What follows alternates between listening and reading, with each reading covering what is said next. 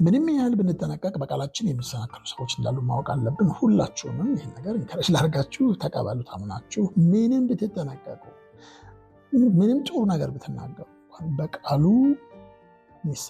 በቃላችሁ በንግግራችሁ የሚሰናከሉ ሰዎች እንዳሉ አትርሱት። ይህን ነገር አንደኛ ጴጥሮስ 2:8 የማያምኑ ስለሆኑ በቃሉ ይሰናከሉበታልና ይላል።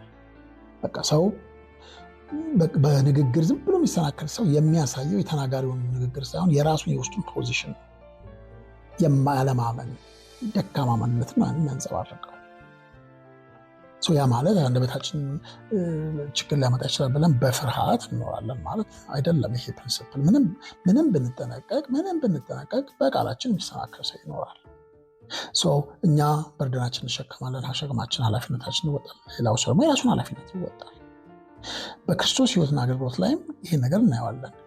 ማቴዎስ 15:12 ላይ ይህን ቃል ሰምተው እንደተሰናከሉ አወክን ይሉታል። እንግዲህ ክርስቶስ ማንንም ሰው ሆን ብሎ ተሳስቶ የማይሆን ቃል አውጥቶ በፍጹም አሰናክሎ አያውቅም። ምንም ሰውን ሊያበላሽ የሚችል ሊጎዳ የሚችል ንግግር ካፉ የማይወጣ የዋህ አምላክ ነው። ነገር ግን በንግግሩ ሰዎች ሲሰናከሉ ታያላችሁ። ለምንናገራቸው ነገሮች የመጠንቀቃችን ያህል መናገር ያለብንን ተገቢ ነገር ግን ችላ ማለት የለብንም። ንግግራችንን ለተጽዕኖ እንድንጠቀምበት ጌታ ይርዳን። ጌታ ኢየሱስ ከእናንተ ጋር ይሁን። በሌላ ትምህርት እስከማገኛችሁ ሰላሙ ነው።